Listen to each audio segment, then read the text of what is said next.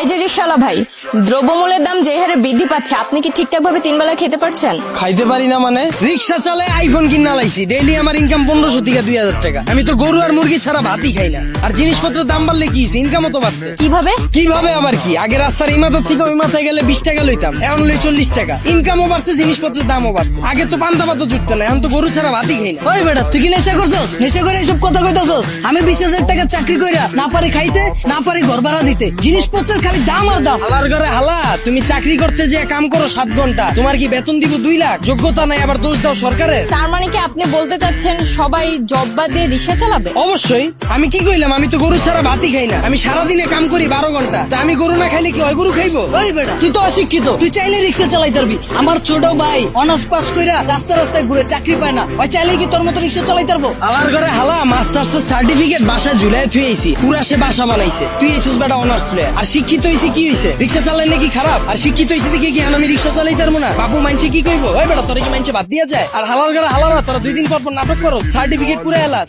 Honours masters pass করছো টাল্টিবেল্টি করে, চাকরি পাবি কইতে? যারা পাওয়ার হেরা পায়, এরা নিজেরা ওইভাবে তৈরি করে। তোরা 10 লাখ বেকার ঘুরো স্কিল লিগা, সরকারের দোষ দা স্কিল লিগা। তোরা যখন বুঝছস যে তগরে দিয়া পড়ালে হইব না, করতে গেছিস কেজন কইরা? ও বুঝছি, সার্টিফিকেটের লেগা না? বিয়ার সময় যেন কইতে পারো যে আমি গ্রাজুয়েট, আমি ইঞ্জিনিয়ার, আমি শিক্ষিত। গন্ডামি বাদ দিয়া তোর বাইরে রিক্সা লয়ে বেরিতে। তার মানে আপনি কি বলতে চাচ্ছেন, আপনি নিজেও অনার্স মাস্টার্স কমপ্লিট করছেন, কিন্তু নিজেকে ওইভাবে তৈরি করতে পারেননি, যার কারণে আপনার জব হয়নি? হ্যাঁ অবশ্যই, মিছা কথা কমুকে। আমি নিজের ওইভাবে তৈরি করিনি, আমি জবও পাইনি, আমি রিক্সা চালাই না শুরু করছি। আর এই যে 10 লাখ বেকার ঘুরতেছে, একটাও কি বুকে হাত দিয়ে কইতে পারবো নিজে সর্বোচ্চ চেষ্টা করছে? আর এই যে 10 লাখ বেকার ঘুরতেছে, একটা বুকে হাত দিয়ে কইতে পারবো নিজে করে ওইভাবে তৈরি করছে, নিজে করে সর্বোচ্চ চেষ্টাটা করছে, তাও চাকরি পায় নাই? সারা রাত খেলছে কার্ড, সারাদিন গার্লফ্রেন্ডের সময় দিছে, ওরা চাকরি পাইবো কইতে? যারা পাওয়ার হেরা পায়। আর গ্রাজুয়েশন কমপ্লিট করছিস ভালো কথা, বইয়ের রিস্কে ব্যবসা কর, উদ্যোক্তা হ, ঝুঁকি ল, হাজার মানুষের লেগে রাস্তা খোল, এসব বন্ডামি বাদ দে। কিন্তু বাংলাদেশের মতো এরকম গরিব দেশে দ্রব্যমূল্যের দাম বাড়াটা কি স্বাভাবিক? ভাই খারাপ। এই দেশ গরিব দেশ কেটা কইছে আপনাদের? এই দেশে 150,000 কোটি টাকার সিগারেটই বিক্রি হয়। বিশ্বের ভিতরে 5 নাম্বার বিড়িখোর বাংলাদেশ।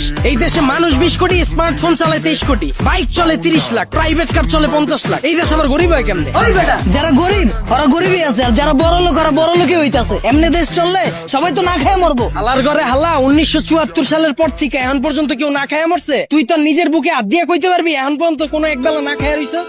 হালার ঘরে হালা 3 বেলা তো ভাত খাসি, লগে আবার বিকালের নাস্তাও মারা। আর যে কস জিনিসপত্রের খালি দাম বাড়তাছে, খামু কেমনে? জিনিসপত্রের দাম বাড়লে খাস কে, কিনস কে? তাহলে কি আপনি বলতে চাচ্ছেন সাধারণ মানুষ না খেয়ে থাকবে? এনে আপনি আবার সাধারণ মানুষ কই পেলেন? এনে তো সবাই অসাধারণ। আমরা সবাই বাংলাদেশি, আমরা সবাই এক। একটা জিনিসের যদি দাম বাড়ে, আমরা যদি এটা খাওয়া বা ব্যবহার করা বন্ধ করে দিই, দেখি ব্যবসায়ীরা কার কাছে বেচে। যখনই আমরা খবর পাই কালকে থেকে পেঁয়াজের কেজি 20 টাকা বেড়ে যাবো, ওই দিনে যাই আমরা দোকানে ভিড় করে লাই। তো দোকানদাররা তো আমরা বুঝেই দিতাছি, পেঁয়াজের কেজি 20 টাকা হোক আর 2 লাখ টাকা হোক, আমরা কিনা খামুই। যেটা মার্কেটে চাহিদা বেশি থাকবে ওটার দাম তো বাড়বই। আমরা যদি সিদ্ধান্ত লই আমরা খামু না, ব্যবসায়ীরা বেচবো কার কাছে? আর পৃথিবীর যখন জন্ম হয়েছিল তখন কি এত খাওয়ান দাওয়া ছিল? তখন কি এত বার্গার ছিল, পিজা ছিল? তখন কি মুরগির কালাবুনা ছিল? কে মানুষ শাক পাতা খেয়ে বাচ্চা রইছে না? আর সরকারের দোষ দিয়ে লাভ কি? আমরা জনগণ নিজেরাই তো চুতিয়া। একটা জিনিসের দাম বাড়লে আমরা ফ্রিজ ভরা শুরু করে দিই, ফ্রিজ ভরা বন্ধ করলে এমনি সবকিছু ঠিক হয়ে যাবে।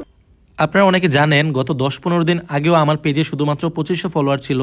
সো আমি কিভাবে শুধুমাত্র নাটক আপলোড দিয়ে এই 10-15 দিনে প্রায় 60,000 ফলোয়ার করে ফেললাম, এই বিষয়টাই আমি আপনাদের শেখাবো। আপনি নাটক আপলোড দিয়েও কিভাবে ইনকাম করতে পারবেন এবং খুব কম সময়ে আপনার পেজে ফলোয়ার নিতে পারবেন। আমি আপনাদের ভিডিও কলে আলাদাভাবে শেখাবো আপনি কিভাবে নাটকের ভিডিও এডিট করবেন, আপনি কিভাবে নাটকের কালারটা এডিট করবেন যেন সবার কাছে অনেক আকর্ষণীয় হয় দেখতে, আপনি কিভাবে আপনার ভিডিওতে লোগো অ্যাড করবেন, অথবা আপনি কিভাবে আপনার ভিডিওর মিউজিক এডিট করবেন যেন আপনার ভিডিওতে কপিরাইট না আসে। এই সকল কিছু জানতে আমাকে ইনবক্স করুন। অবশ্যই এটা পেড সার্ভিস। আমি যখন আপনাদেরকে সময় দেব, আপনাদেরও উচিত আমার সেই সময়ের মূল্য দেয়া। ধন্যবাদ।